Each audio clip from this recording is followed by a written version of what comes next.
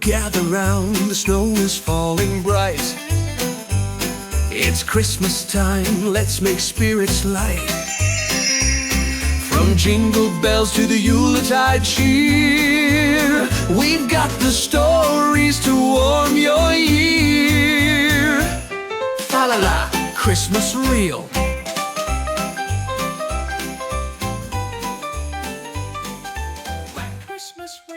Welcome back to Real Talk. Sander. Ho, ho, ho, Merry Christmas. It is the Christmas episode, as you can see. I've got a Merry Grinchmas t-shirt on. We got our Christmas hats on. I got my stuff. Christmas grays and my Santa hat. So today is going to just be a Christmas episode, basically. So all about Christmas movies, talk a little bit about our favorite movies, and then there's already been some pretty major flops and stuff for the year, so we can kind of talk about that at least a little bit. But yeah, this is episode number 2 of Real Talk. Welcome back, everybody. Thank you guys for showing love and support on the first episode. Appreciate it. We're not calling it quits after 1, so you can get rid of us just yet. Surprisingly. But yeah, so pretty much, yeah, today is holiday movies, Christmas movies.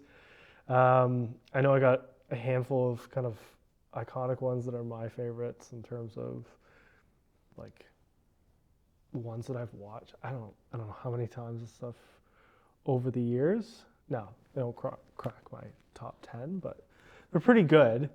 Kind of talk about those movies. Yeah, it's kind of.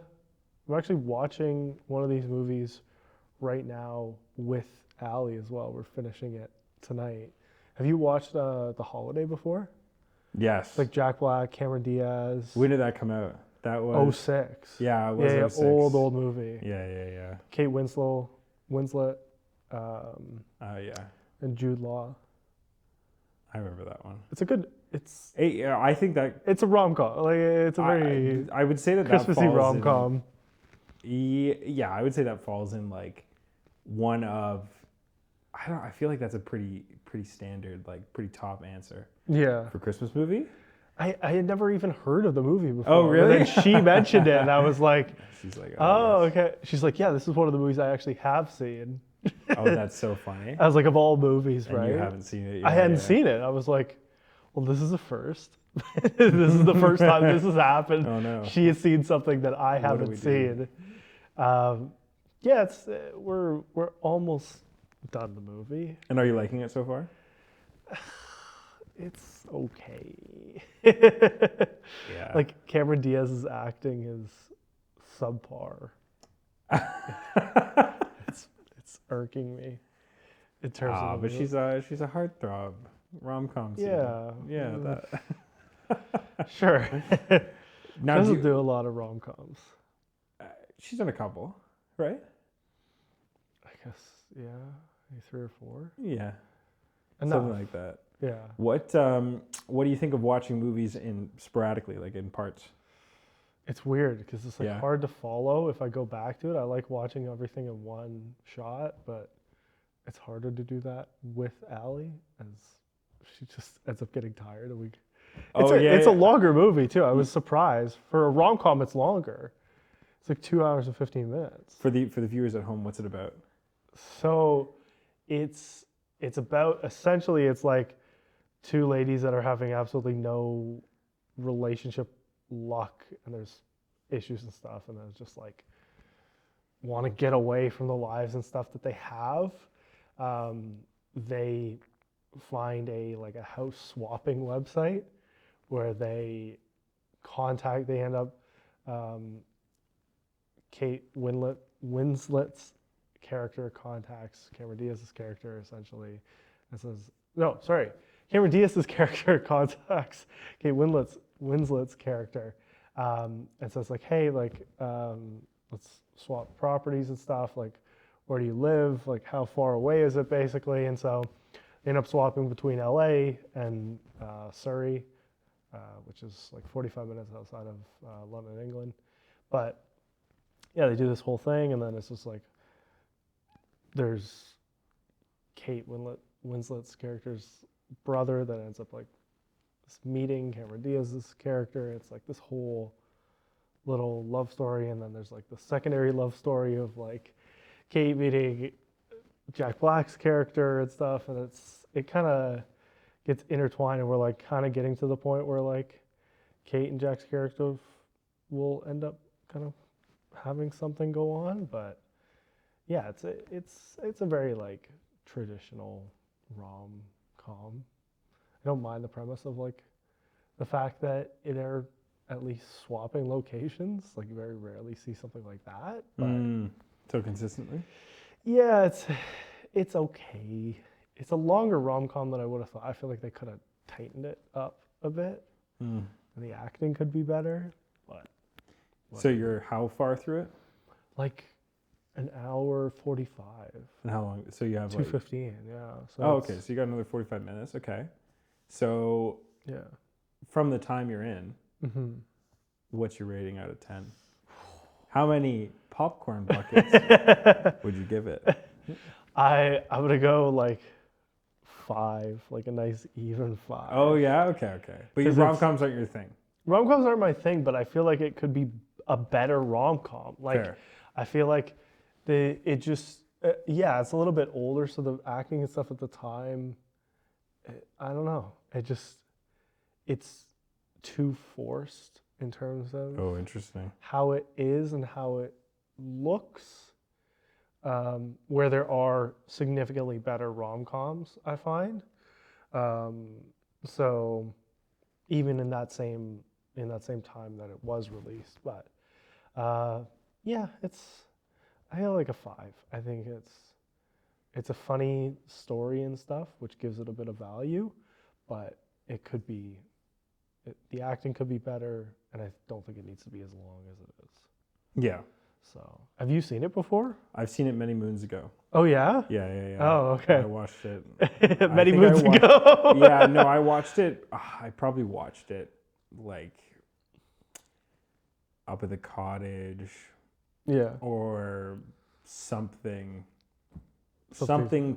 Yeah, like a close to Christmas, but not quite Christmas. Like one of those things. And I think, honestly, I watched it way back when I'd gone up to a friend's cottage, and it was one of those things where their parents put it on and was like, oh, this is like a classic holiday movie. Oh. And I was like, Really? rom-com? Okay. Rom-com, it's so interesting because when I think of holiday movies, I don't think like rom-coms. I just think like straight dramas.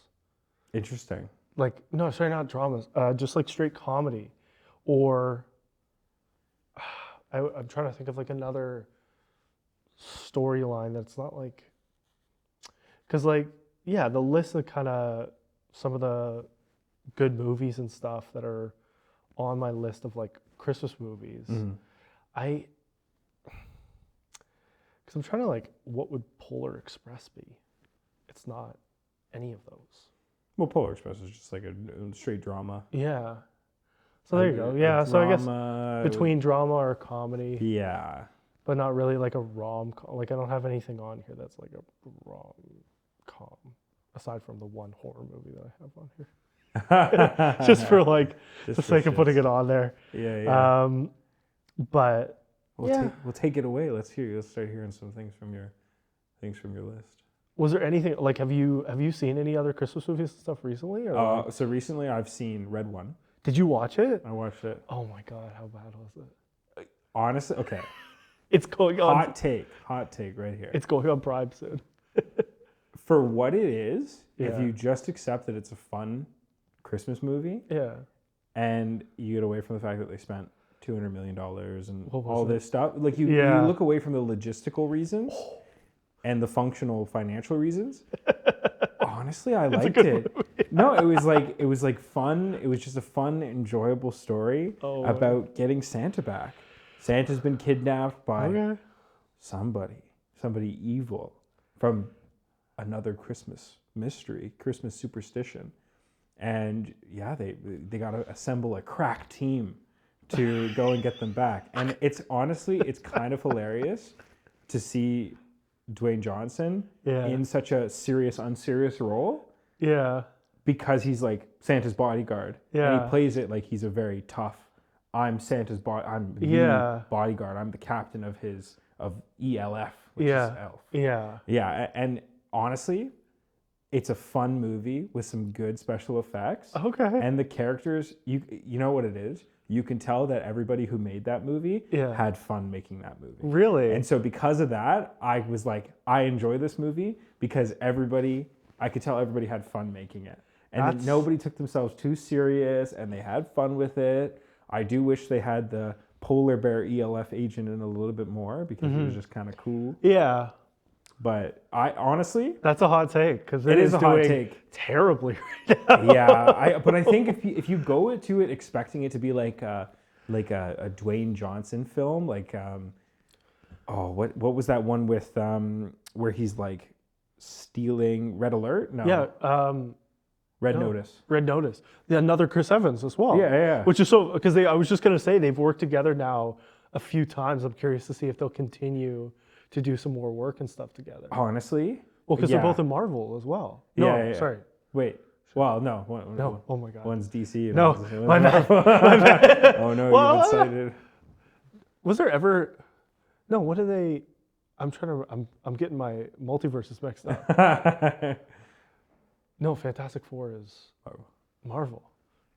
Yikes. Okay. Oh, don't cite that. We're gonna get some flack for that. I'm blanking. I was like, he's played a few different roles and stuff. I was trying to remember if there's a crossover because like Ryan Reynolds has had a crossover between the cinematic universes and stuff. But is that maybe one of the only people, I guess, between like one of the major characters at least? Yeah.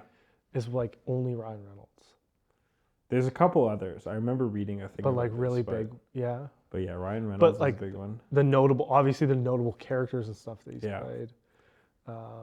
Yeah, probably Ryan Reynolds. But Ryan Reynolds needed to come back after Green Lantern. After Green Lantern? 100%. After how terrible that? It was terrible, but I didn't hate it. I'll Also, tell you that. Cult movie following again. Yeah. Again. Honestly. But like, you know what? This is one of the things about films. And it's perfect for Red One. Yeah. If you take it for what it is, Yeah. and just accept, and this goes to Transformers, and this goes to Pacific Rim, and this goes to Godzilla, whatever. If you just take it for face value, what it is, and you don't expect anything out of it more than what it is, Yeah. you go in having a great time. Yeah. I went into Red One with like, I'm gonna get a dumb, fun movie that just explores and is a bunch of filmmakers and actors all enjoying themselves and having fun, and that's exactly what I got. And Krampus in that movie is hilarious. Okay.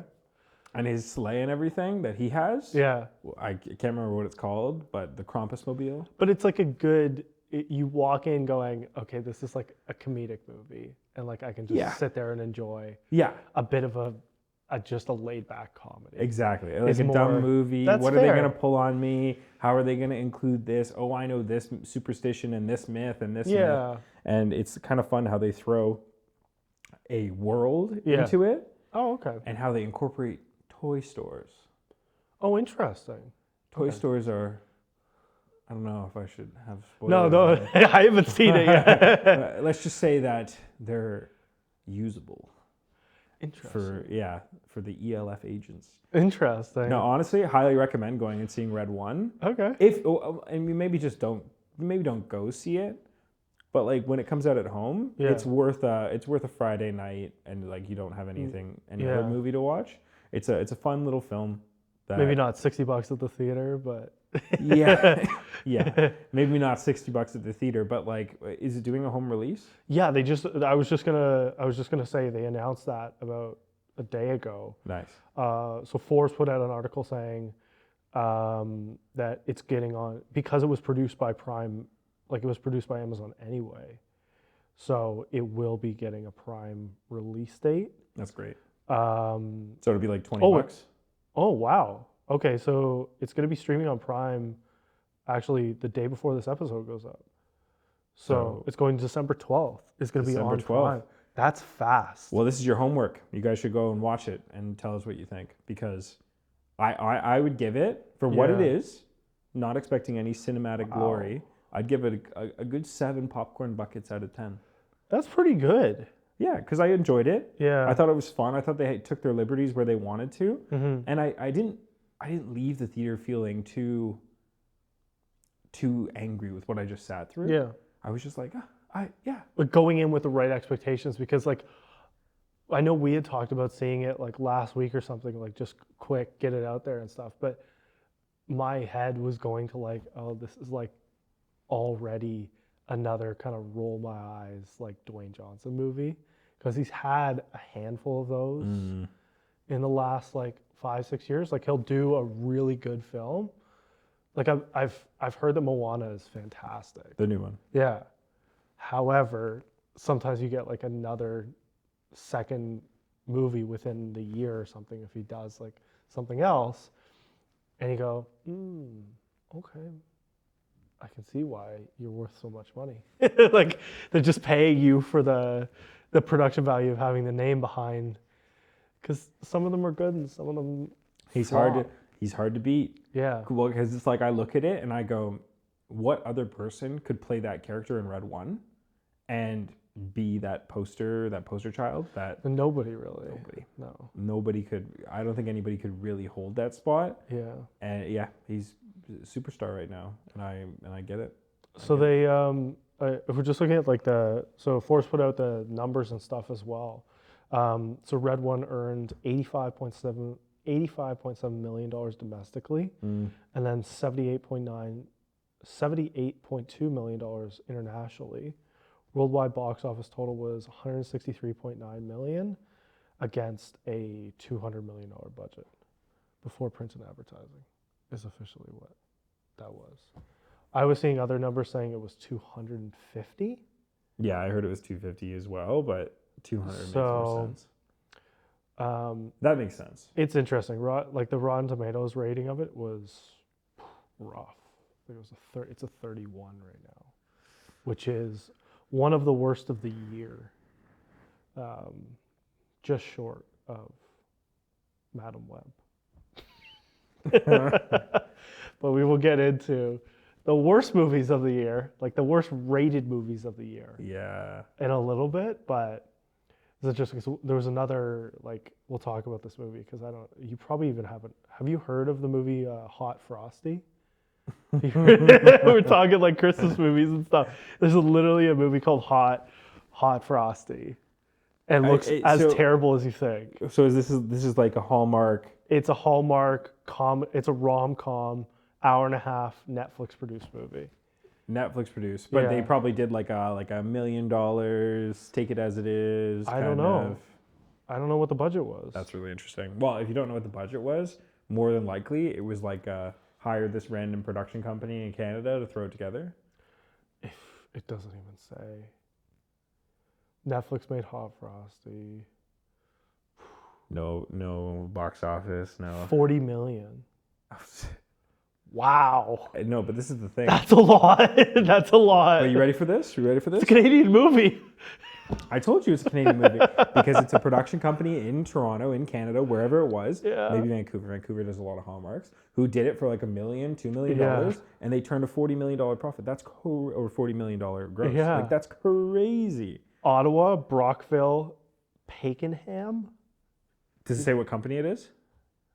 Production company. Let's find. CME. Produced by Muse Entertainment. Okay. Have you heard of them? Yeah. Yeah, that's it. Okay. Good. 5.4 out of see. 10 on IMDb. That's fine. It's fine. It doesn't matter what it got rated on IMDb because know what at the end of the day, they 10x. Yeah, you know what the crazy part is? That the Rotten Tomato rating is actually high. What's it? What is it? 86. Oh. Like, that seems so skewed. Well, you know what's interesting about these Hallmark films? It's only got 31 reviews.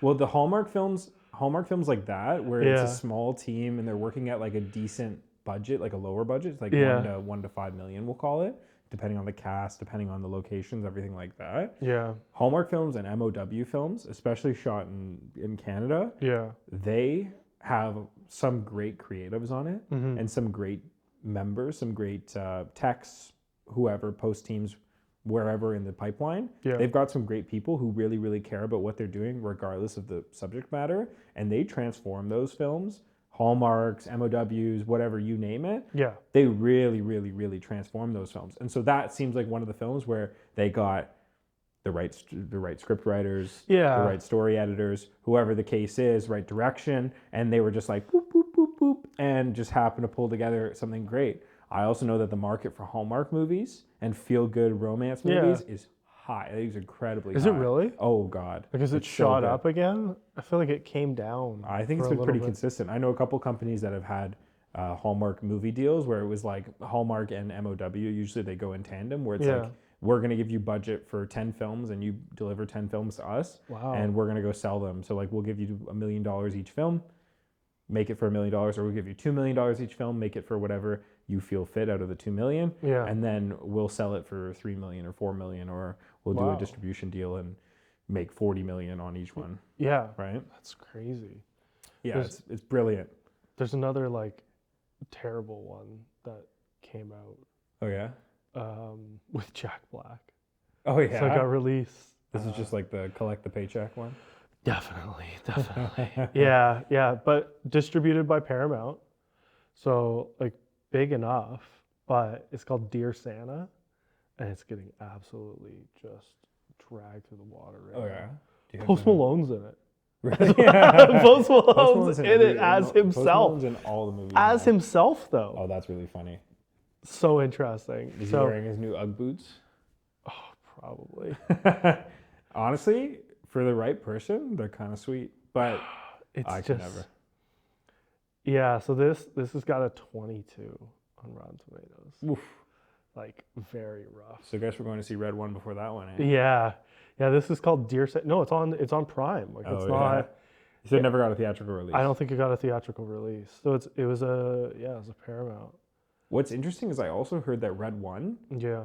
part of the contract with The Rock was that it got a theatrical release. That makes. I think he like has to.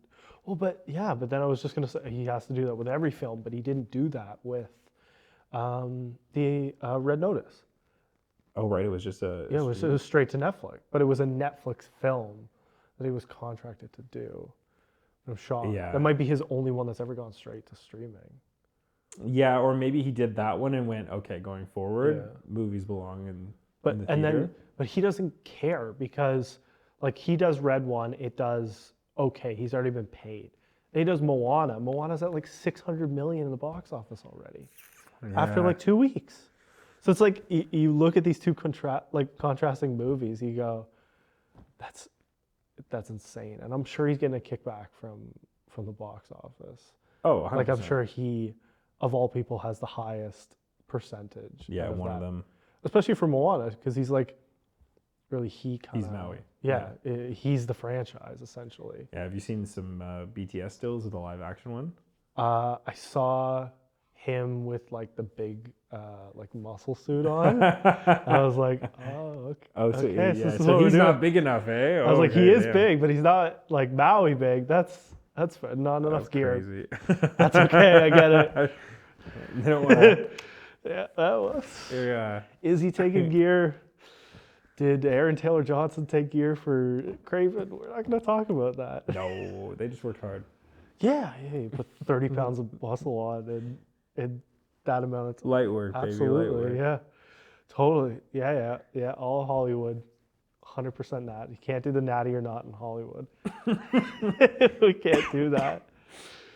But yeah, this one I might have to watch just to see how bad it is.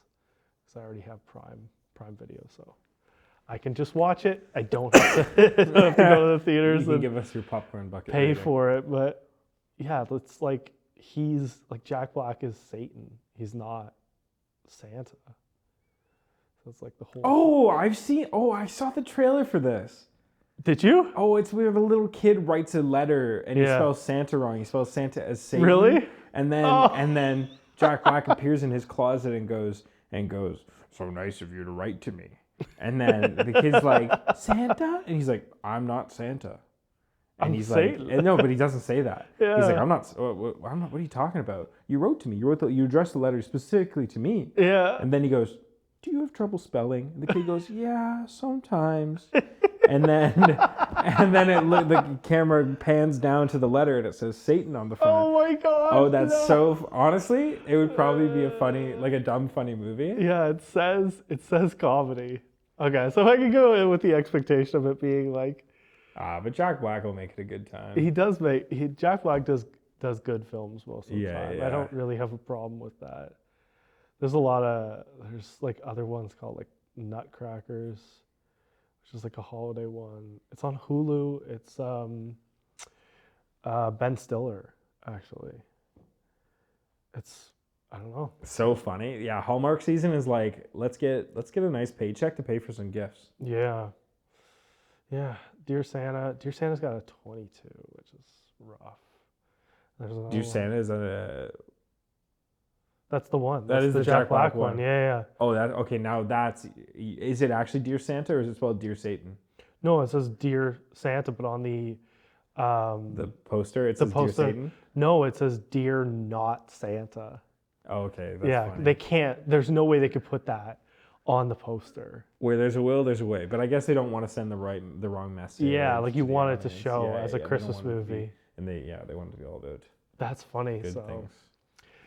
Oh, that's a lot of the kind of what's going on with Christmas movies and stuff, at least right now. But yeah, I definitely need to watch Dear Santa, and then I have to watch Red One because I can get that because we got the box, but that's okay. Nice.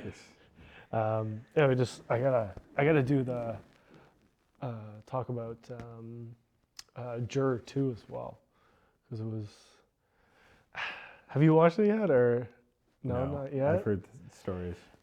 It's okay. We'll talk about it in a non-Christmas episode, but you'll see a review video on Instagram and stuff soon. But to give it away a little, it was okay. I thought it had potential to be significantly better, especially they had some decent names and stuff in the movie, but it just it didn't pull as much of a thriller as I expected it to, so I was a little bit disappointed. That's interesting. What was Jury 2 about? Juror 2 was Juror 2. Juror 2. Oh, okay. Like when we were texting about I was watching it. It was kind of like halfway through. Oh yeah. And you were giving me your updates. So like I kind of put like a list together and stuff of like, as I was going through, I was trying to break it down. But yeah, I felt like, so really what the movie is about. So there's this guy gets called for jury duty. It kind of makes a joke at the beginning. He's like, he wants to get out of it as his wife is in a high-risk pregnancy and is like in her final trimester. So he's trying to get out of it. He ends up getting selected for jury duty. But he's on the jury for a homicide case in where I think it was a year prior or 2 years prior, something like that. This man and woman had an argument at a bar. She stormed out. There was like witness statements and stuff claiming that like he chased after her, and then she ended up like falling off the side of a bridge and dying, and somebody found her. And so obviously first and only suspect is really the boyfriend. Like who else could have done that based on the argument? So part of it is like the juror remembering that like, oh, maybe when I was driving home that night from the same bar, I didn't hit a deer like I thought I did. I hit her. And he's like coming to terms with that as the trial is playing out and trying to grasp like, did I do that 100%? And it's like, it's an interesting story. I just felt like it could have been told in a more efficient way. I felt like there could have been more intensity in terms of how it was a thriller, if that makes sense. Yeah, well, it's interesting because just hearing you sum it up and give your 2-second synopsis, I immediately, it's such a larger story that is encompassing this one man, Yeah. one individual, I think. one individual story, that the issue is that story isn't as impactful Yeah. as the greater story going on. Yeah. And so it kind of overshadows it, even though that's a critical point of it. So unless you tell it from a very specific viewpoint, Yeah. very specific character viewpoint, 100% is going to get lost. Yeah. Or it's just not going to land the same, which I feel like is exactly. Yeah, like me giving it like the popcorn buckets and stuff, like I think I gave it a 4. And I was, I said, like, how I finish off kind of what I said was like, it definitely had a chance to be a 7 or an 8, but it fell short of expectations in terms of like, even the trailer, and trailers can be like deceiving obviously to some degree, and that's kind of the point of why you end up watching the movie is usually the trailer, unless it's something that you're seeing no matter what. But I felt like it fell short of what could have been a very well done and well shot movie. It's not that it like cinematically wasn't shot well. I felt like the story didn't carry as well as it could have. I felt like it could have been more impactful, and I could have been more on the edge of my seat for more of the movie. Like it just, it felt like, it just the acting. Even Ali said like the acting wasn't that impressive. But the acting wasn't that impressive because the story wasn't selling. Because if the story's not there, then the acting, no matter how good it is, won't. And it's like it felt too rushed getting through certain parts of the storyline and stuff. It felt like we jumped from point to point to point, but then some things carried on when they didn't need to, and like the stuff that we jumped through should have been what we stayed on for a little bit. I would also say the score wasn't very good. Like I feel like for thrillers and stuff like that, your score has to be excellent. Yeah, and if it's not, it dies. Like there isn't a thriller aspect to the film. Yeah, because I mean, the music is what heightens it. Yeah, the score is what really. It's.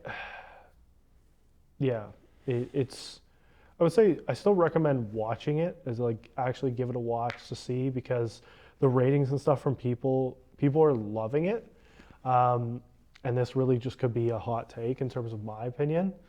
I don't think it did as well as it should have. And that's just kind of my opinion on it. A random thriller that popped into my brain as you were saying, like didn't have me on the edge of the seat. Yeah. Great thriller, Disturbia. I haven't seen it. Well, you can put it on your watch list, but that's enough of the thriller movies. That's enough of the thriller. We'll do that. Let's get into the fun Christmas movies. Yeah, that's what you're here for. And the debates too, because there's two films that always get the Christmas debate. The Christmas debate. Well, one's the obvious one. Well, I don't know what the other one is though. The Nightmare Before Christmas. The Nightmare Before Christmas. That's Is it a good Halloween film. movie? Is it a Christmas movie? But it's titled The Nightmare Before Christmas. It's a good film. I it's agree with you. It's a very good film. I agree with you. It's a great film. That might be, I would say for a lot of people, would be up there in like top 10 Christmas, like top 10 holiday movies, if you don't even want to call it a Christmas movie.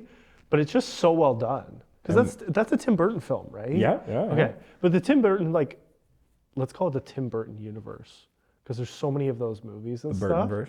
Yeah. They're fantastic. They're great. Like, they're such good movies. Because Tim Burton has such a unique style. Absolutely, yeah. So what's funny is this episode will be out on Friday the 13th. Oh, so yeah. It's the perfect time to go watch The Nightmare Before Christmas. There's a couple movies you should be watching. You should be watching Nightmare Before Christmas, and you should watch Krampus. Oh, Krampus, yeah. Krampus, so I put that on here. Yeah. I totally forgot about Krampus. I know. I haven't seen it forever. Yeah. I've seen it maybe once, maybe twice. I got to watch it again. It's good for what it is. Yeah. It's not like an excellent... There's no excellent like Christmas horrors. There's just not. It's very hard to do. Well, because Christmas isn't the season for horror. No, and the whole point of like a Christmas... That's why you see so many like soft layup Hallmark movies. Because they, as much as we want to say that, they can critique it from like a film level. That's not even what they're for. Yeah. They're for you to go to the movies with your partner and see a Christmas movie. Yeah. That's what they're for. Or snuggle up on the couch. like I'm doing after this with popcorn and watch the rest of the holiday. Yeah. So, yeah, it's interesting. So what's so funny about what I'm looking at on my list of like Christmas movies and stuff? I had no idea that Elf was directed by Jon Favreau. Really? I had no clue. Oh, Elf had was no the clue. Jon Favreau film that is- really cemented him that as is like, so oh, this guy funny. knows what's going on. I had no idea. But also one of the funniest Christmas movies. Yeah, It's Elf. so dumb. It's so dumb. My mom hates the movie, but I can never watch it enough. It's so funny. It's such a timeless Christmas movie too. Bye, buddy. Hope you find your dad. The four food groups: candy canes, candy corn, and syrup. Those are the four food groups for Christmas. Who cares if you put on 15 pounds? That's Christmas eating. I don't know how many times do you think you've watched that movie Elf over the years? Honestly, like elementary school, it was like once a year. Yeah. Yeah, it was like once a Christmas season, if not twice a Christmas season. And then even now, I'll still, even if I don't intentionally watch Yeah, it, it'll be on. it'll be on in the background at a Christmas party. Yeah. It'll be some special screening. Like Yeah. that movie is such an iconic Christmas movie that I feel like you just can't escape it. Sometimes you're in a toy store and Yeah. it's playing up on the screens. You can see it and you're like, that's funny. Every time. Yeah. Every time. It's a good story. Like it did a good job. I have no qualms with the movie. Some people love it, some people hate it. But it's one of those like Christmas movies that I can rewatch over and over and over. There's only like I would say there's only like 5 or 6 like exceptional standout Christmas movies you can watch every year and not get tired of them. Yeah. Like the Grinch is like that. Like Jim Carrey as the Grinch Okay, yeah. is one of the funny, like that consistently. I see people, I just saw TikToks and stuff before this of like people doing that like Grinch impression of like the scheduling thing. His schedule being full. It's like, it's such a timeless movie.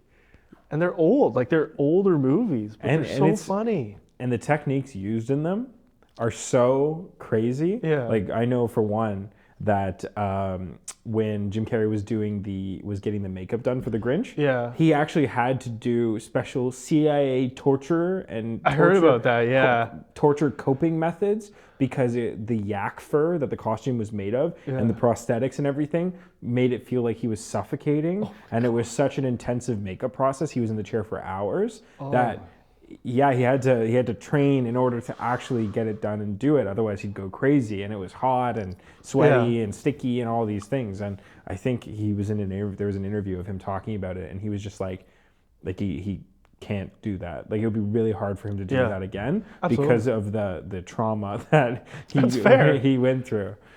Yeah, It's a crazy movie, and like, that's on my list as well as like Elf. Like the original Elf, the original Grinch, which was just on my shirt today. But kind of going back to Elf. But so if you don't know, I don't know what you're doing if you haven't seen Elf. But interesting. They actually had originally prepared to do a sequel for it as well, and he turned it down. It was like $29 million that he got offered to do the sequel, and he turned it down. And that would have been like 2005. This is Jon Favreau? No, this is Will Ferrell turned down $29 million to do a sequel. But why did he turn it down? Because $29 million. Yeah, But I think he just wanted to let it live on. Like he just let it live as it is. yeah, and honestly, I mean Elf didn't is such an need to. iconic film. Yeah. And then I remember them talking about it in like 2015, 2016, something like that, being like, we're finally going to do Elf 2. No. There's no reason to. Like it just don't do let it. It's still, I bet it still makes him like good, like Residuals? good residuals. Probably. Absolutely. Oh, probably. Because how many times do you think it gets played during the It's like Mariah Carey during the holidays. She makes $1 million, and you're like, okay, What are we doing here? It's just one of those repeat movies that you just like, watch over and over. That's true, and everybody's always paying to replay it or to have it again or whatever the case is. Yeah. So, yeah, Elf. So essentially, like what Elf is Buddy the Elf. He is actually like a human baby, but then he gets taken. Like he winds up as like he falls into Santa's sack when he's delivering presents and stuff at the orphanage one year. He gets taken up to the North Pole. He becomes like an elf, but obviously he's like 6'4", so he's not an elf. And then he gets told, he's like, "Oh, your real dad's in New York." So he journeys down to New York to try to find his real dad. His real dad's very rude to him, and then obviously like this whole chaos ensues. He starts working at what department store does he work at? He's like, Santa's coming. Santa! Santa! Oh, I know him! I know him! And he ends up falling in love with Zooey Deschanel's character. It's like ends up being this cute love story, and then it's like Santa's sleigh breaks down, and he's got to like help fix the sleigh in New York, in Central Park, and like nobody believes in Santa. He's like, it's a fun comedic movie. It's heartfelt. It's definitely something to watch like every year, but yeah, it's a good film. If I'm not mistaken and I'm remembering correctly, Elf, they also did a lot of guerrilla shooting, and so a lot of the moments in the film are very authentic moments where you have people interacting on the street. Oh yeah, with Will Ferrell and in the he's department like store and everything. Yeah, I believe it. I could totally see that. Yeah, it just the secret to film is everybody should have fun making the film. Yeah. Have fun or be genuinely terrified making the film, depending on the genre. Yeah. And that's really what translates on screen. And the reason Elf is so great is like, I mean, you hear horror stories and whatever from behind the scenes, but I feel like everybody really just had a good time making the film, and they were making the film that they wanted to make, and they were taking risks where they need to, and that's really what builds a great film. Absolutely. Like, yeah, and you kind of mentioned about like even you want everybody to be terrified at the same time. Like, a great horror movie is everybody like on set would be on the edge of their seats like, am I gonna get killed? Yeah. Like how you're just like nervous like shooting. It's the same kind of way as well. Yeah, just being like totally freaked out. I know a couple of friends of mine who have worked on horror films and even thriller films where they're just like so disturbed. Yeah. They know it's a film. They're capturing it. They're watching the monitors and everything. But the way that the performance is, the moment, the intensity, the setup, the set dressing, whatever, is just so spooky and so creepy. Yeah. Or you're just shooting somewhere weird. Like I remember years ago, I was shooting in the forest, and we all got to the technical team, because that was when I was shooting. No, I was gaffing that set. So the technical team got to sleep in the actual location, and the location was a cabin in the middle of this forest. Barely any electricity. Oh no! Like it looked straight out of like Cabin in the Woods or The Conjuring, or like that kind of creepy vibe with the old wood and everything. And I remember just being like, "Oh, I'm in the mindset of the film because we're staying on site." Yeah. And it was very spooky, and like there was no internal washroom, so you had to go outside for the washroom, and that is its own horror movie. Oh yeah, I remember the technical team, like by the third day, so we shot there for 3 days and left late the third night. Yeah. I remember the production team was like, "Hey guys, you're more than welcome to stay another night." And I had carpooled with some of the camera guys, and we were all just like, "We're getting the hell out of here." Yeah, absolutely no shot. I don't know what what the hell here. you think you're talking about, but we're not staying here. Yeah, there's some really good movies and stuff like that where I feel like you can really feel the tension that would have been on set. And one of those movies was I'm trying to remember what the directors' names are, but it's like The Hand. Have you seen that? Talk to me. Yeah, Talk to Me. Talk to me with the brothers. The Australian brothers. Yeah, they came from YouTube. But they did like the crazy special effects and stuff. Yeah, they used to do that all the time. Yeah, Talk to Me. We have to talk about that in another one. We'll talk about thrillers. I thought that was incredible. I thought it was like one of the best like thriller horror movies in a very long time. Yeah. Independently. Like The Conjuring and stuff is like its own crazy universe, but I love those films. Yeah. Yeah. But besides that, really, really well done. But they were on Joe Rogan as well. Of course. Yeah. But like impressive. Like It's great. Good for Yeah. them. Getting back to the Christmas movies as we go on a tangent. I had, I don't know, I'm hoping you've seen it. National Lampoon's Christmas Vacation. Yes. Yeah, Maybe. Chevy Chase. Yeah. Old movie. They go and like cut the Griswolds go down, like Oh, cut down yeah. the Christmas tree. They're hosting, and then they have like their, is it their like brother-in-law comes in with like a camper and like this wacky kids and stuff, and they have, it's like the whole thing where he's waiting to get the promotion and stuff from work. Yeah. And he gets snubbed on the call, and then his brother-in-law like goes and what does he go kidnap or like Something like do that. something with like the oh no he does kidnap him. Yeah. He does kidnap his boss. Not in the wake of what's going on right now. The time to talk about that. That's a very funny movie. I feel like I haven't seen that in a while, but I'm like thinking back to them cutting down the Christmas tree, like how big the Christmas tree is, them trying to fit it in to the living room or everywhere they're setting it up. He's like jumping to go put the star on the Christmas tree. Similar to like what they did. I'm so curious if they emulated that for Elf. You know, when he like goes to, he jumps off the couch to go put the. Yeah. I'm they probably I bet pulled that's inspo from yeah. that. Yeah. So very, very funny movie. If you haven't had a chance to see National Lampoon's Christmas Vacation, it's a very good one. National Lampoon's, because they did a few of them. They're very funny. Like Yeah. they did a good, Chevy Chase is a very good, like comedic actor. Yeah.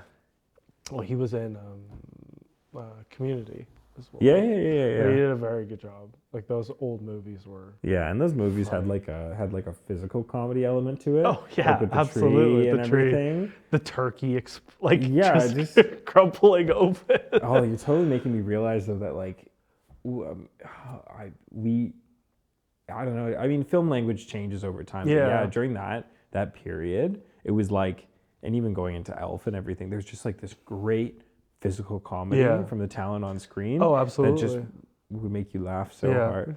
And it's unfortunately, it's like, it's gone away in a certain sense because it's all about just like either the action that's like created through the comedy. Like it's not the same kind of comedy. And especially like most of the stuff that we see now, if it's a Christmas movie, it's not like a comedy. It's a rom-com.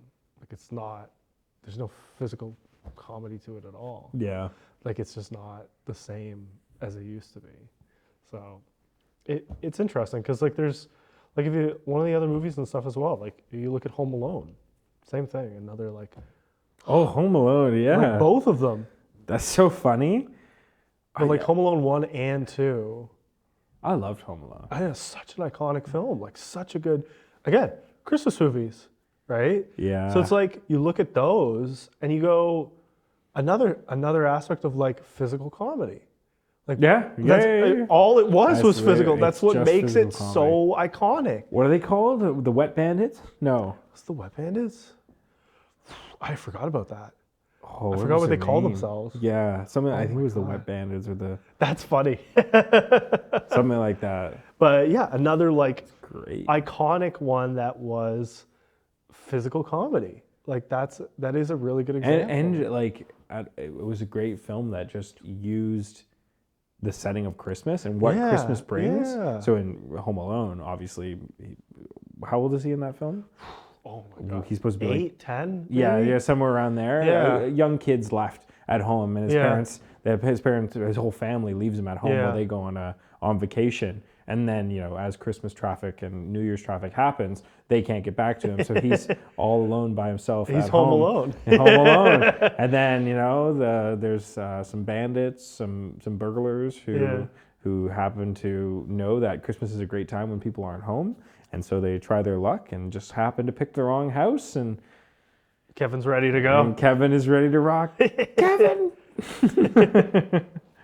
It's such an iconic, because that's Joe Pesci as well.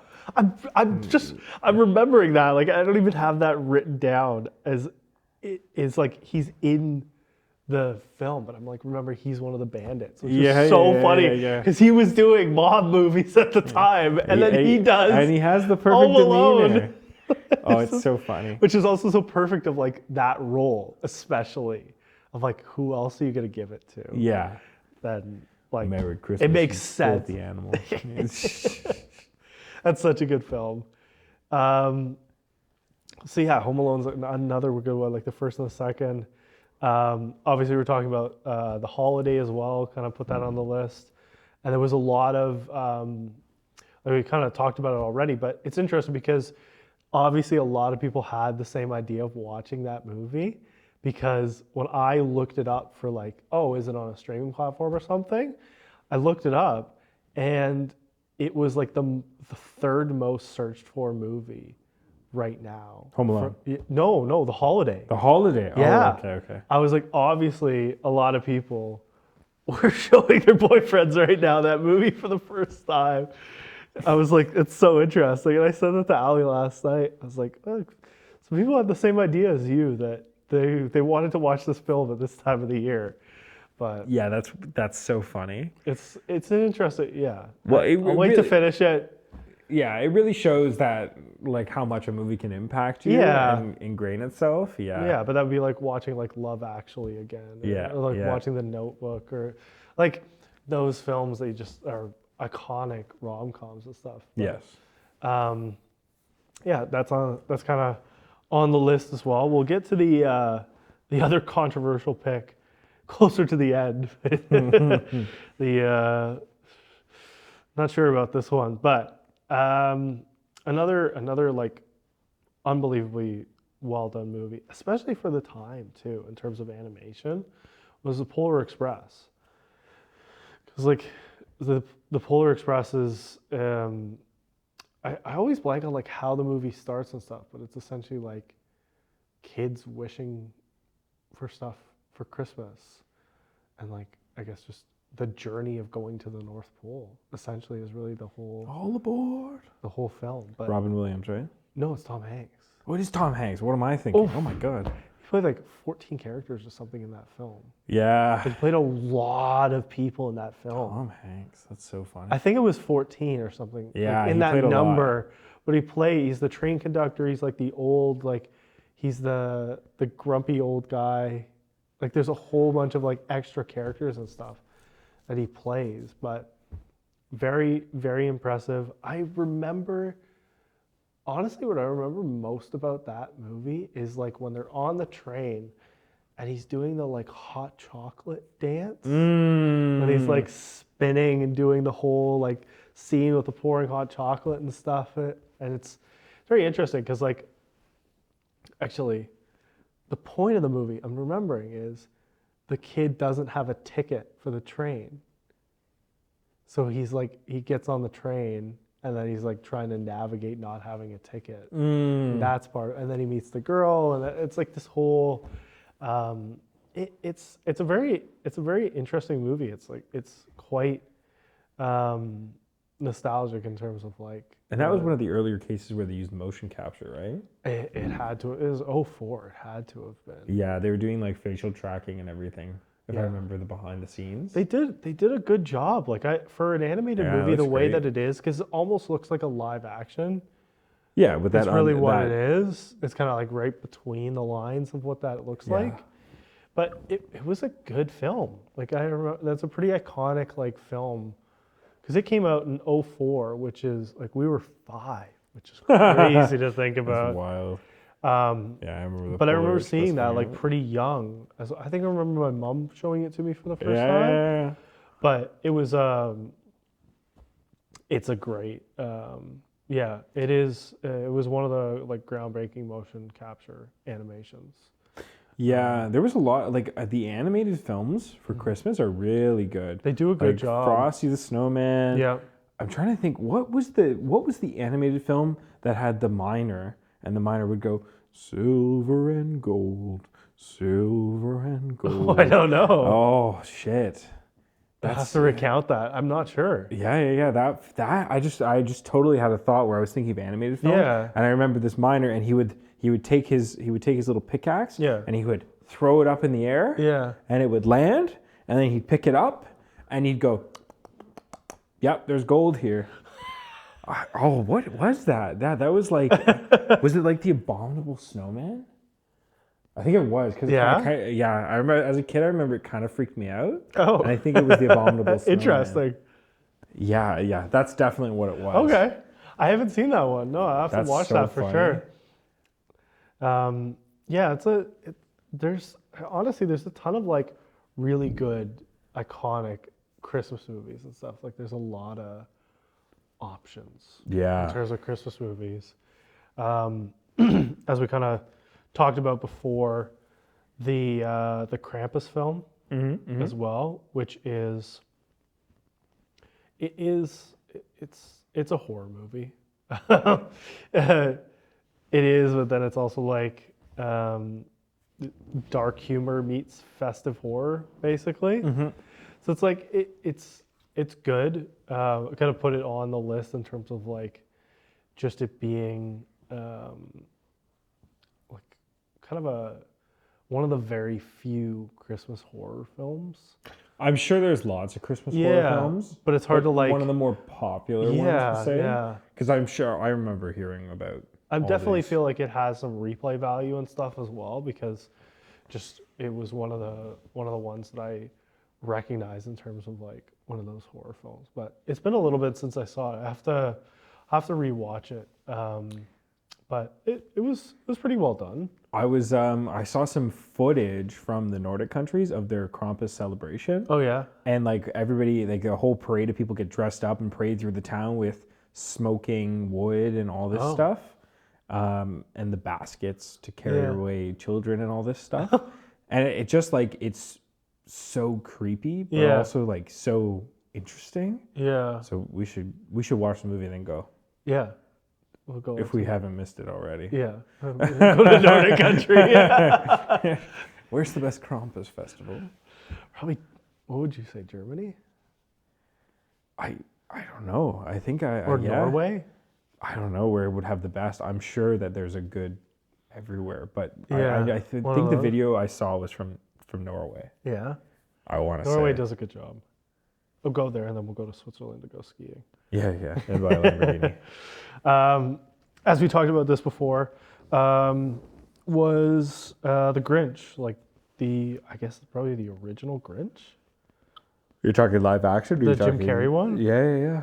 Would that be the original one? Or were there probably animated ones? Well, the animated one was before, if I remember correctly. Yeah. But I mean, Jim Carrey. Jim Carrey's Grinch is just... He's just so iconic. He added the flair and the sass that the character needed. Which is another... Because it's not meant to be a comedy. Yeah. To some degree. Like, it is obviously, like, you get comedic value out of it. Another, like, physical comedy as well.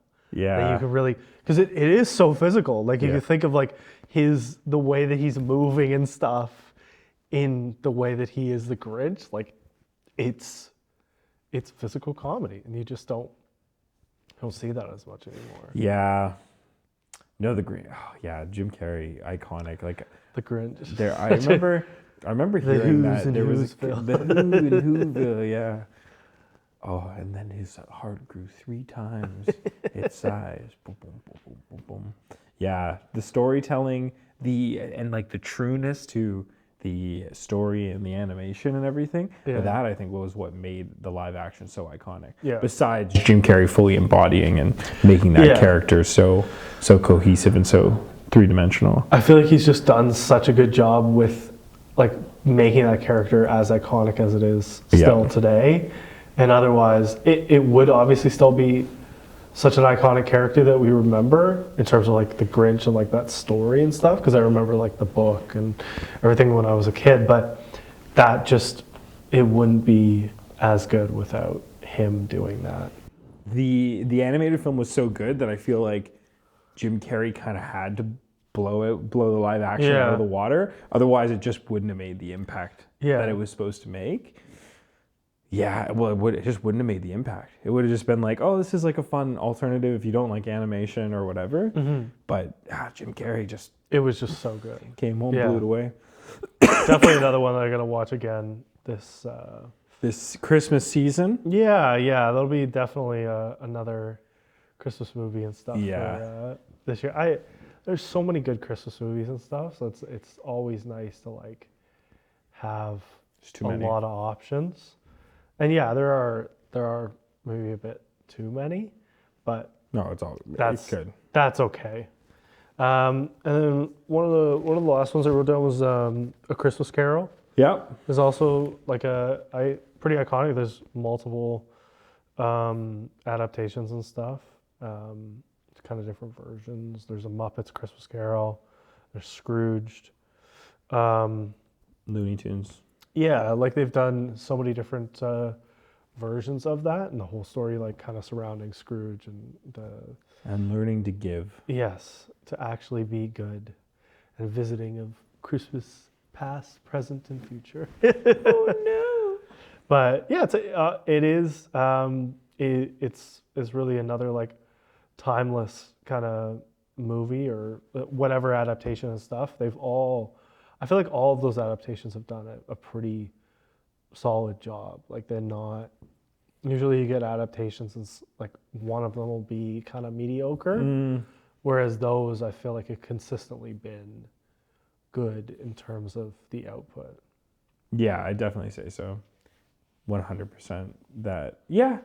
And I think it's also because they understand the story. Yeah. The grounding point of the story, like the main themes, are very, very transparent and clear. Yeah. And so it's not like you're having to fight with subtleties. And then really they just like, for every adaptation, they just lean into what makes their adaptation special. Yeah. Whether it's different characters or it's uniqueness of characters, uniqueness of story, tone, whatever the case is, or what aspect of the story they're capturing. And it's also an iconic Christmas story, so I would say that it's a lot easier to resonate with audiences and to make you have a broader range to make something good versus something bad. Yeah, absolutely. Yeah, it's good. I think they handled it well in terms of like how they've done them. And yeah, another one to put on your list if you haven't seen any versions of that. I'm gonna check with Allie, see if she has. Probably not. And then we can kind of get into a little bit of controversial picks for Christmas or holiday movies. Well, we already talked about The Nightmare Before Christmas. Yep.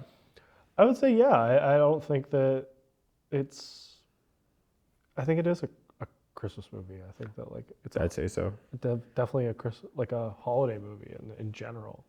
Yeah, it's just injecting a different aspect into a holiday movie, but it's still a holiday movie. Yeah. I have a better answer, but I want to wait for the big kicker that I know you're going to say. Yeah. Because that kind of summates everything, and I don't want to give my answer away yet. So is your answer going to be different than mine, do you think? No, I don't think so. Oh, okay. So Die Hard. It could be. So Die Hard. Die Hard. The movie is Die Hard a Christmas film? We need the answer to this. If it takes place during Christmas, it's a Christmas film. There we go. That's it. Cut it. We're done. That's it. Like if the themes of Christmas and what Christmas is about, because for Die Hard, I mean, I haven't seen Die Hard in a minute. The last time I saw Die Hard was Drunken Die Hard, which shout out. What was it? Was it Bloor Street Cinema or something like that? They did a Drunken Die Hard. They did Drunken Die Hard, and what was my card? It was like every time a bullet is shot. Or something like that, or every time they reload, it was something like that. I remember I was just like, plastered. It was bad by the end. But okay, yeah, drunk. So that was the last time I watched it. But Die Hard, they're at a company Christmas party, and while they're doing there's terrorists, That 100% it's a Christmas movie because the only reason that they're at this party is because it's a Christmas party. So 100% it's a Christmas movie because it has to be. It's taking place during Christmas because of a Christmas thing happening. Exactly. So it has to be. And there's your answer. Is Die Hard a Christmas movie? Yes, it is a Christmas movie. There's Okay. So the answer to the question is Die Hard a Christmas film? The answer is yes. I'd say it's a Christmas film. Yeah. 100% it's a Christmas Okay. film. I think I've only watched that movie during the Christmas season. Yeah. Like, I never watched it outside of the Christmas season. Yeah. I've seen all the other Die Hards in different time frames and stuff, but they're not Christmas films. No. Yeah. Is it Die Hard? It's Die Hard 2, I think, that Samuel L. Jackson's in, right? I don't know. It's Die Hard 2 or 3? I think it's 2. 2? Yeah. Okay. Yeah. That's a good one. That's one of the best ones of the series. But Yeah, there's yeah. 5? Yeah. But my dad's a huge Die Hard fan, so yeah, he'll appreciate that one. It's a good day to Die Hard, baby. Now we got that's kind of it in terms of like the big Christmas movies and stuff. I don't know if you have any others that you think are memorable.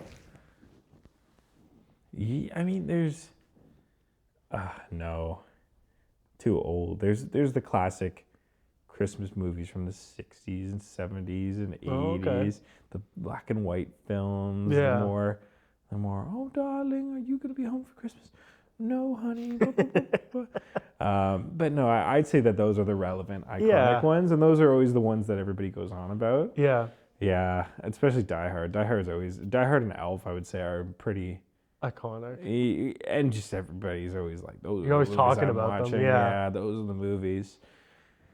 So, what's your favorite Christmas movie? My I favorite. guess that's the really. I feel like it's a simple answer. I think Elf is maybe just my favorite Christmas movie. Just because I feel like I've watched it so many times. It's such a good heartfelt story. Too. Yeah. But it's such a good comedy, but so heartfelt too. Do you have one like that stands out to you?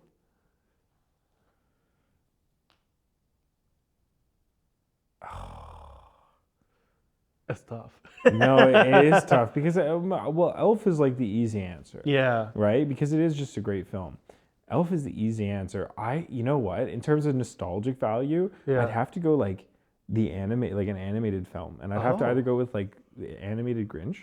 Not that the Jim Carrey version is bad. I really love the Jim Carrey version, but when I connotate films to Christmas, Yeah.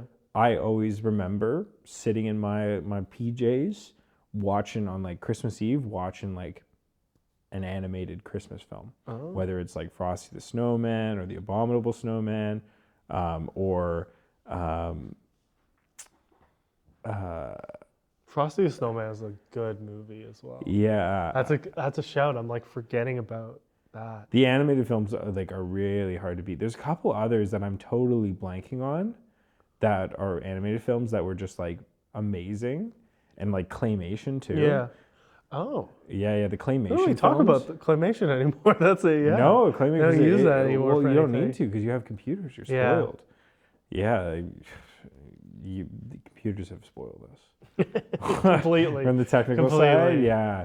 But I have to say, like, yeah, I'd have to go with, for nostalgia value, one of the animated films. Yeah. But honestly, I think I'm putting it to now. What would I watch? What would I prefer to watch? Yeah. And yeah, I'd probably sit like somewhere between Elf or the Grinch, the live action version of the Grinch. Oh, yeah. I think I'll go with the live action version of the Grinch just because you went with Elf. Fair That enough. way we have a fair balance going on here. Fair enough. Now, in terms of like Christmas in general and stuff, like, do you guys have anything special that you do that you like have always done? The Christmas traditions. Yeah, like any like Christmas aside from like watching a movie or something. Is there anything that you guys have like always done? Usually when we're about 10 days out, So soon. so very soon. The end of the week. Yeah, usually between like this Sunday, yeah. Yeah. Usually 10 till under that, maybe a week out. Yeah. That's when we start going into hardcore Christmas music. It's kind of funny Interesting. because we're on like Christmas ban, Yeah. because my household, we get rowdy during Christmas time, and Oh, there's yeah. a lot of Christmas events. And so in the house, at least, it's always been a rule, depending on wherever we are, that it's like the Christmas tree doesn't go up until usually we're really late. We're like, Oh, yeah? we put it up like 10 days before. Oh, Jeez. They're sold out. Well, hey, You no, get- we got our hookup, but we've done the real tree a couple times, and we always go back to Old Faithful, the good old fake tree, no problems there. If we can't get it, but we're totally like, we put it up late, but when we put it up late, we're committed. Yeah. Whole house is decorated. Wow. We're burning the gingerbread candles so that the whole my house smells God. like gingerbread. We got the lights out, everything out. It's like, we'll do like, it'll probably be Sunday actually. Yeah. It's like all hands on deck. We're turning this into a Christmas miracle. Okay.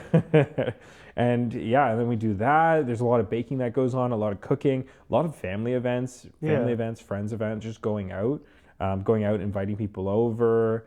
A lot of Which is like the best time of the year to do it as well. Yeah. Like, it's so much fun. I feel like everybody's more chill at this time of the year. Like literally it's colder outside because it's and Canada. everybody's like, let's go hang out inside. But it's like, let's go get cozy.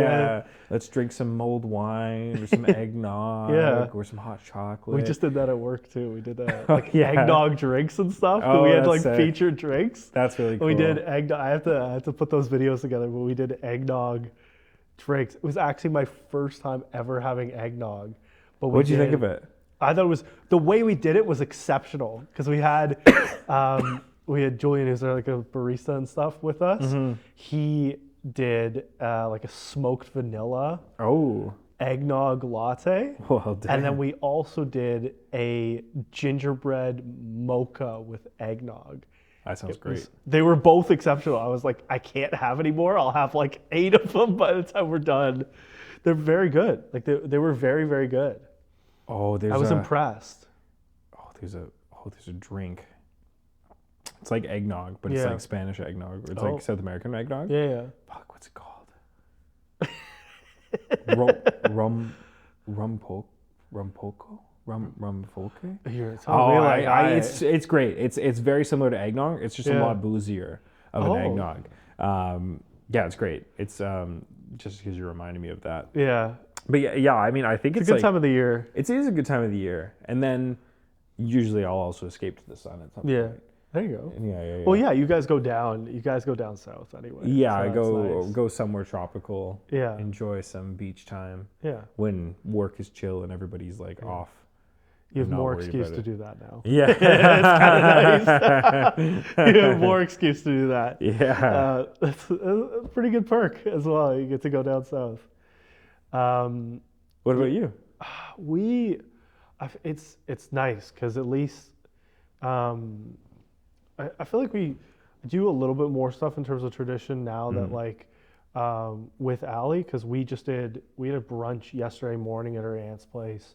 We've got a brunch this Saturday. We're going to a place called Miss Mitchell's. Mm-hmm. Out, I can't remember exactly where. It's like just south of Alliston area. It's like this little cabin, like in the middle of nowhere. You would drive right by. It's booked every single weekend for the entire December. Like it is so hard to get. But they do it every year, and so it's nice to kind of be part of that now. But it's a great brunch that we go there for. And then they actually do Christmas at like Christmas Eve. They do all like their stuff. And then a little bit Christmas morning, and then it's super convenient because my family does everything Christmas, like lunch and then dinner. Yeah. So it's like it works. And then the fact that we're on the same street, we get to stay because we can be at our parents. That is hilarious. The perfect situation that we're on the same street. And so we have Christmas Eve at her parents, and then we wake up, do stuff in the morning, walk over to my parents, and then from there go down to my grandparents, see my dad's side of the family, and then come see and then they're hosting back at my parents for dinner. That's perfect. It's like the perfect setup for Christmas or like the holidays in general. Yeah, like I think everything. That's always the we'll call it the significant other shuffle. Yeah, the commute too. It's always I like that. The significant other shuffle. That's exactly what because it is. it's like, oh well, now it's like, because I know for myself on my family side, we're doing 1, 2, 3, 4, 5. We end up doing probably like 6 dinners, Oh and that's in the family Yeah. around. Now we've gotten better at it over time, Yeah. but it's like like the family will do 6 dinners, and it'll be some people always are like Christmas Eve is my time, Yeah. Christmas Day is my time. But sometimes people just concede and they're like, we'll do it a week before. Yeah. Like I know my grandma on my dad's side, Yeah. is always just like, we'll just do it like, Yeah. we'll do it the Sunday before, the Saturday. We'll do it Yeah, before. yeah, I'm yeah. not too worried about it. Yeah. As long as I get to see you guys for Christmas. Like Yeah. that's more her side, and she'll come over and do like presents with us or whatever. We all get together and do something in the evening. But yeah, the significant other shuffle is always a fun part. Yeah, it's that's like a make or break for a relationship sometimes too, because you got to be so careful of like Yep. how you're planning and preparing those things, because it's like now it's us as a family, and then you're like navigating that, and you're like, okay, how are we managing, and what are we doing our stuff? And Yeah. it's like we're not gonna be at home for our own Christmas. It's just like I'm happy that at least the parents are close, and like same with you as well. Mhm. Like it's at least it's not an hour away. No, it makes a big it's difference. Easy to get together, easy to make things work. And yeah, like we don't really get all of, especially on my mom's side, we don't get everybody in. It's just too many people, and they're kind of scattered everywhere. Yeah. Like there's a bunch of just scattered within Ontario, but like we have cousins in the UK, we have cousins out west. Like not everybody comes, but just try to get a lot of people. Like at my mom's last year, we had like 35 people. That's and it's wild. big. Like it's like that's really as big as it gets for Christmas. Yeah. It's a lot of people for Christmas in like not a huge house. So That's great though. Get more It's fun, family, though. get more love. yeah, Everybody's in a good mood. It's the best time of year to have everybody together. Now, how do you guys do like presents and stuff? Do you guys do like a Secret Santa, or do you guys just kind of do like one for each, or you just like whatever?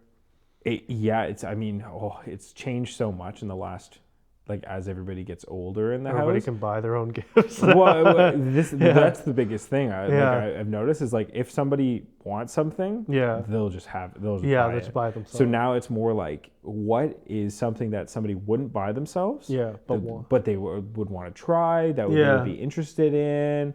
Like it becomes much more tactical. Yeah. To get. It's kind of fun though. Yeah.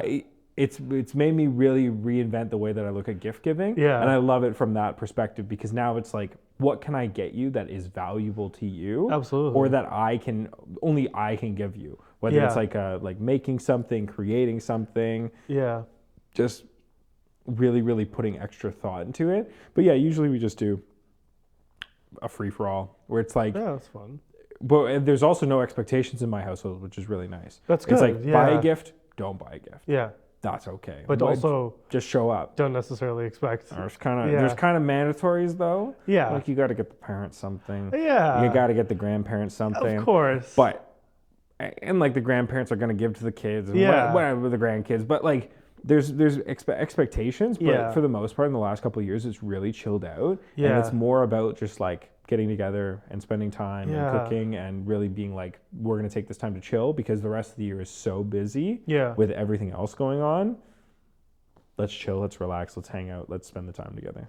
I like the way that kind of both sides of our families and stuff have had this set up now, because it used to be, I could like think back on this. I'm like, we do like a Secret Santa through Nice. Elfster Yeah. with Allie's side of the family, and it's great because like I know who I have, and then I can get them, like they put the stuff on their list, and then Yeah. I know what to get them, and it's easy. It's like And you 100 can really chunk into them. It's like you can $100, You can and do you're like, like- the limit's $100. Yeah. Oh, see, I'm bad at this. Whenever I get Put a do budget Secret right Santa, well, it's like no, but it's like I'm bad because I'll do like it'll be like, oh, the budget we're doing with, like I'm doing one with everybody at the gym. Yeah. And it's like, oh, the budget's $50. Yeah. Bro, what meaningful We're thing doing can that I at buy work you as for well. $50? It's $25 at work. What I'm like, can I get you for I'm gonna buy you $25? chocolate bars. No, it's like so I'm just like, screw it. I'm gonna buy the thing that I'm gonna buy you, Yeah, right? And that's so fair. I'm like, $100 later, $200 later, I'm like, Whatever. whatever. You're right? happy, yeah. But the thing is, it's like you buy them $25 or $50 worth of chocolate bars, Yeah. or like a bottle of wine or something, and they open it and they go, wow, great, and you're like, what did we do this for? Why, like, what was you the could've- point? Yeah. you could have just done that yourself. You spend the extra time, you spend the extra money, and then they go, whoa. Yeah. That's what you want. That's the reaction. Yeah, we're doing it like $25 at work. That's hard. Yeah, That's it's tricky. tight. I said we should have at least done like 30 or 35. I was like, give it a little bit more. If it's Secret options Santa here. and you're buying for one person, Yeah. I think anywhere from like Stretch a little like bit. at least 40. Yeah. I got 'cause some then- pushback on that. So that Oh, was really? like, I guess that was, people were like, oh, it's tight. I was like, I know, I get it, but like we're all probably gonna spend more anyway. So we might as Yeah. well say that we're gonna spend 35. and like, maybe that's maybe that's just all, people are like, I know that I'm going to spend more. Yeah. So if I put the cap at 25, I'll spend 35. If I put the cap at 40, I'll spend 50. Right. Yeah, So people yeah. are like, oh, I don't know. And it's like with Ali as well. Like their family, it's like 100, but I'm like, okay, the things that you want on your list, like I can understand, but like if I can get you a few of these, there's like 120. It's like it's not that big of a deal, right? Oh, whatever, right? But I thought back to like how Christmas and stuff used to be, at least with like with my mom and dad's family and stuff. But like it's not like this now, and I can appreciate that in the sense that everybody got a gift, which I think is crazy. Like that's a lot of money to spend because it was like there was a certain threshold where like you stopped getting gifts based on age, and now we're all past that age. But when we were younger, there was, like, I have to think, there was a certain point where there would have been 13 cousins getting gifts from everybody. Yeah. That's a lot. Like, that's a lot. Good. And even if it was chunk of just like change. a little box of chocolate or something, It all counts. that's a lot of money. Like, obviously not everybody's in the same situation and stuff for financials. And like, that's a lot. Like, I can't imagine what that would have looked like around the holidays for my mom's side of the family, because it's a big amount of kids. It gets better and better every year, and then we ended up doing like random draws to see like which aunts and uncle got you as like a Secret Santa almost from like the aunts and uncles to the kids, which I like that's better.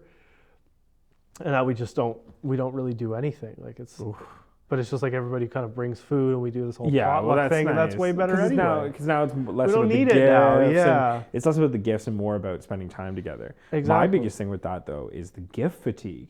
Oh Like, my God, I yeah. find by the time I buy for like my family and I Yeah. buy for the Secret Santas I'm part of and whatever close friends that I buy gifts for, Yeah. by that point I'm toasted.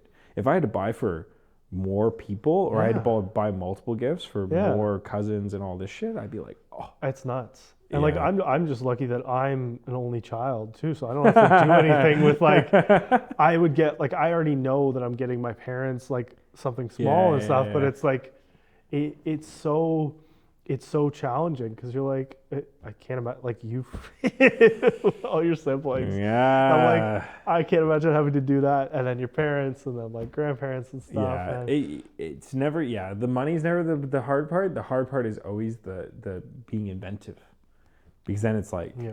because if you don't get a good gift, you know that your gift is gonna get put in a closet or Yeah. put somewhere to that you're die. gonna get chilled next year. Yeah, right. They're gonna Ugh. remember that gift next year. Oh yeah, it's so bad. It's fun. It's fun to have all the Christmas traditions and Yes, stuff, and yes, then it is. it's fun to just sit back, relax, have some eggnog, and watch some good movies and stuff over the holidays as well. That's exactly it. But yeah, like I enjoyed talking about some Christmas movies and stuff today. So Yeah, it was a some great Christmas time. traditions and stuff. Everybody go Christmas out and is a good fun time of the year it too. is. Like people are lighter, people are working less. If you're working, you're just You're adding and deleting cruising, everybody's numbers. And happy. you can't really do it as much. Yeah. People Make are sure more you- chill. Make sure you guys watch some Christmas movies, go to some Christmas markets, spend some time with your loved ones, eat some good food, and just, spend some time being together, enjoying the season. I know everyone's in chill mode Yeah. for work. I've seen a lot of out of office alerts. Oh, so, I've seen a ton of those. oh, yeah. Sending emails and stuff out, and I'm Yeah. like, oh, okay, you're not doing anything right now. I get it. I totally get it. Like, So everybody go out, enjoy. Christmas markets are good. We Yeah. did we went to Elora Saturday. How was Allura? I heard it was great. Beautiful. It's just so busy now. There's like too many people have been posting on TikTok about it. And everyone's like, and it's slammed. It's as busy as the distillery now. I swear. I went to the distillery. It wasn't that busy. Depending on when. But I went Thursday night. Okay, that's very different. Yeah. We Versus go Friday, Saturday, the week it opens because it's not busy. That's smart. Yeah. That's the best time to do it. We did that like for our like first dates and stuff. Yeah. You go mid-November to the distillery, it is not busy. December, it's slammed. Always. And you go during the day, so you don't have to pay for nothing. And all the stuff is more expensive. Oh, but I love the entry fee. It's so great. So nothing. niche. Yeah. But Allura was nice. Good. Cute little Christmassy town. Apparently, Niagara-on-the-Lake is also beautiful at this time of the year. Yeah, of course. Of course. I would honestly, the small town probably vibes. could have gone there as well. Because Allura's an hour and a half away. You forget how far it is. You drive. Oh yeah. Yeah, like for you it'd be even further too. But like yours is a different route. Like you would come up. 45 minutes for me.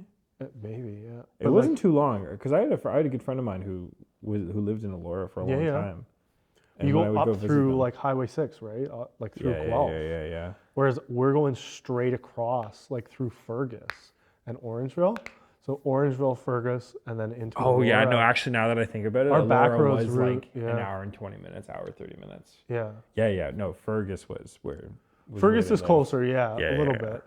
So and it was funny because we were gonna like eat in Allura and we ended up not being able to get in anywhere because it was so busy. So we just said, well, screw it on the way home. We went and had Swiss Chalet. Honestly, Swiss Chalet. We were so happy with that. Swiss Chalet goes unbelievably hard. good. Where were we? Where did we end up? Was it Georgetown? Yeah. The Swiss Chalet in the middle of nowhere. I know exactly the one you're talking about. Georgetown. There was a Shell right beside it. Oh, it's great. Unbelievable. I cannot rate that place high enough. They gave us fresh chicken. The guy came out, gave us steaming hot fresh chicken. I've never had a Swiss Chalet quarter chicken. So good. This is how it was supposed to be. Perfect. Yeah. I swear. I cannot rate it highly enough. I know exactly the one you're talking about because last time I went to Allura, I went to the same Swiss Chalet. Unbelievably good. 100%. Like 10 out of 10. If you haven't gone there before, this is my recommendation. Go to that Georgetown. It was busy too because people had the same idea coming out of Allura to go there. Because if you're going back on the east, you would go there. Yeah. 10 out of 10. They did a very good job, and they were very nice to us. They were very everything you want. They were very nice. At a Swiss Chalet, $21. You can't go $21 for 2 meals. What are you gonna ever find that, right? Nowhere. Exactly. Nowhere good. So, okay. That is the Real Talk Christmas episode. This was awesome. Yeah. I love talking about Christmas movies and stuff. If you haven't had a chance to see them, I got to go see Red One.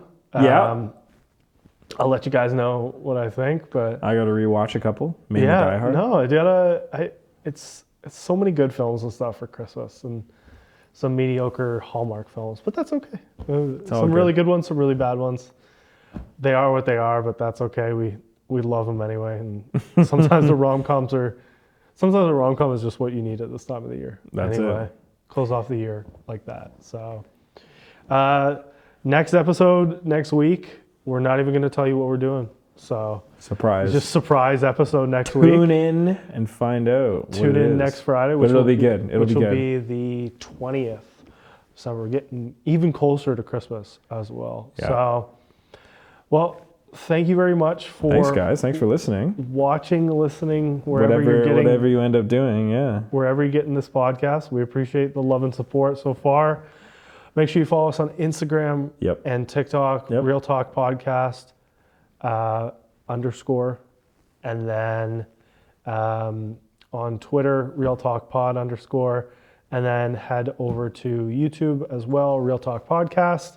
And then, you can check out the show. We've got some teasers and stuff up. We got some clips and stuff. And we're pumped. Love Christmas, so. Happy holidays, everybody. Yeah. Happy holidays. Spend some time with your loved ones. Enjoy. Merry Christmas. And we'll see you next week. See you next week, guys.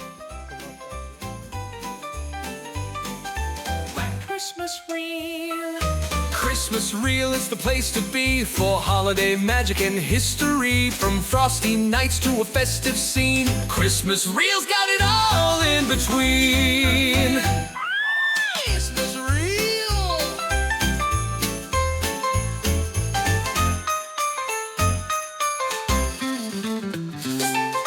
Christmas Reel, it's the place to be for holiday magic and history. From frosty nights to a festive scene, Christmas Reel's got it all in between. Christmas Reel.